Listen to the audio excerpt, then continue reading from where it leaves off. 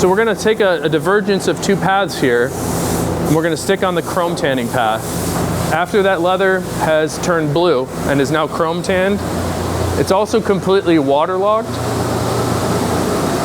but it also has no nourishing fats in it. So if you were to let this leather dry out as it's at now, it would sort of turn into a potato chip. It would have no flexibility to it.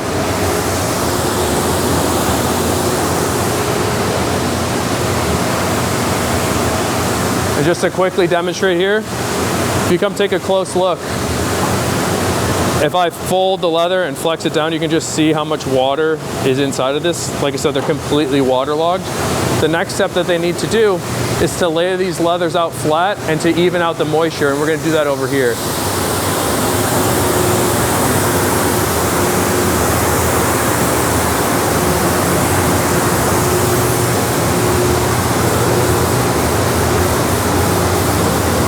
So right now they're cleaning the felts on the wringer press.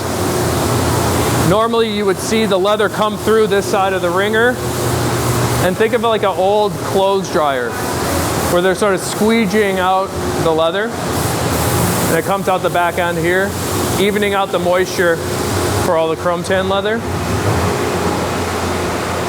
And unfortunately they're not doing the most important job, at least in my mind, at the moment. But underneath all these lights, this is the first delineation of how the chrome tan leather will go to different products. This is what is called the blue sorting area. They lay out all the sides underneath these lights, and they're looking for a few different things.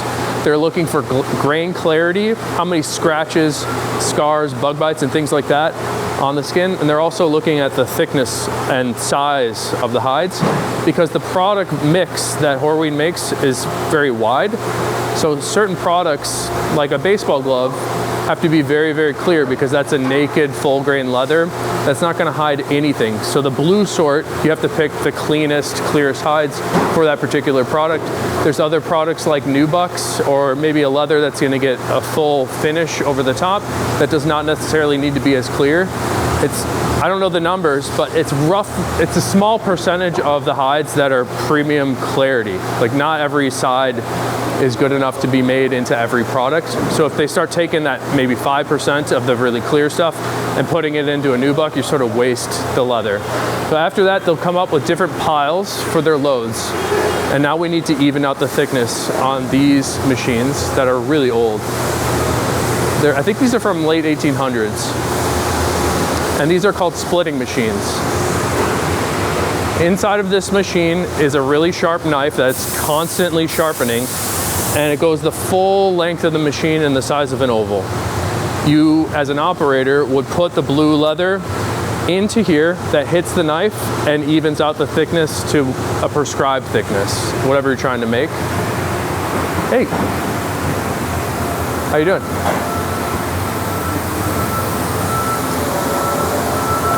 This leather has been split down and shaved. So if I look at this and took a gauge to it, I would notice roughly a ½ ounce difference of thickness, which is 0.2 millimeters of difference of thickness throughout the whole skin. So the whole job of this department, get the right selections and then get the thickness to a prescribed amount. What's up, Larry? Mr. Feel Good, I got a long time. Let's see, how you doing? I'm good, how are you? Yeah, bro, you looking good, man. You look good too.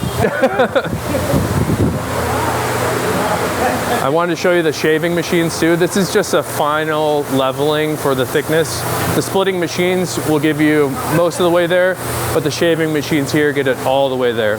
After you get your load of leather, like we're seeing here, we put it on the scale.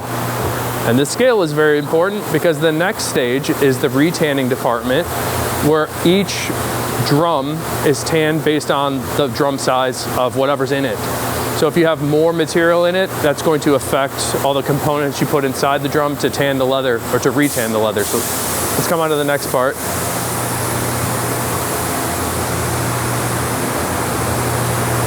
I wanted to show you Joe here, because I think Joe retired 10 years ago and he's still here. Or where's Joe? Where'd Joe go, Hector? You go home already? Oh, I thought he retired. No, he retired, but he come 4 days. He comes 4 days, but he's retired? Yeah. That's not retired. Crazy, crazy. All right, we'll come back over here. This is some Chromexel leather being tanned. Or actually, excuse me, it's being wrung out after being tanned.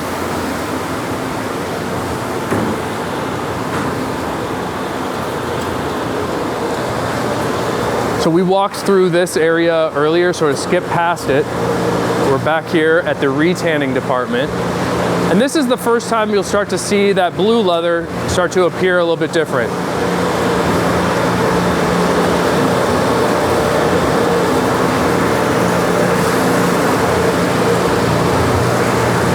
They've written on the skins what they intend to make out of it. So this is going to be 8 to 9 ounce thick natural Chromexel. This is a belt weight thickness.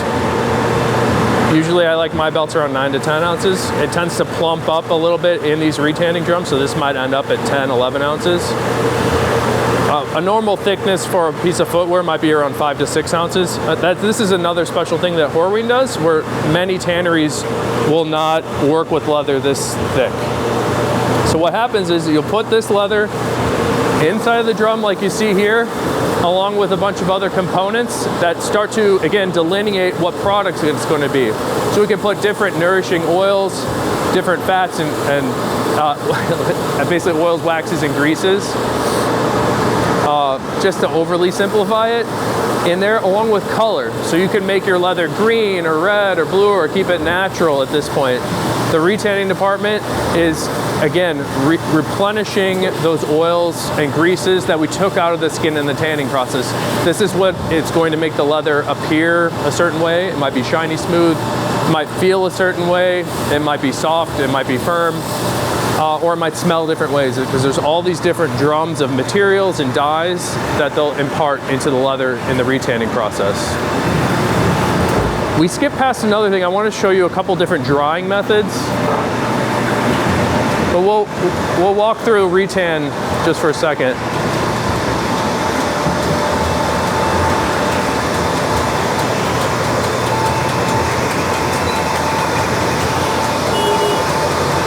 So you could see, careful, it's a little slippery. You could see some of the retanning liquid, or the liquor that's in there right now.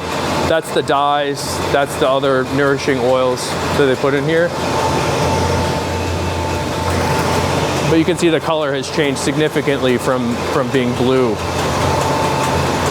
The other thing to notice is it's completely waterlogged again. So now there are several different ways that the tannery can get rid of moisture. The first one we're going to look at is the next room over. It's called a vacuum dryer.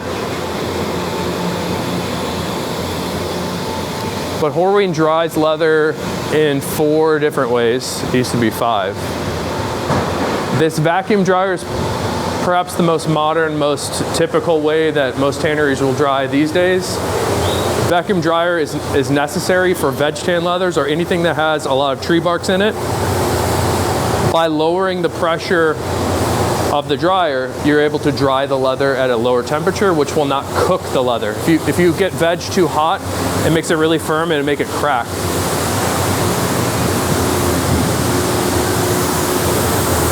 So they're cleaning the vacuum dryer right now.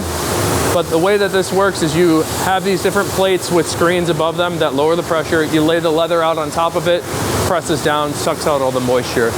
That's what happens there. Let's go all the way upstairs. Hopefully you've been doing your cardio. This one usually wins me because it's 5 stories up.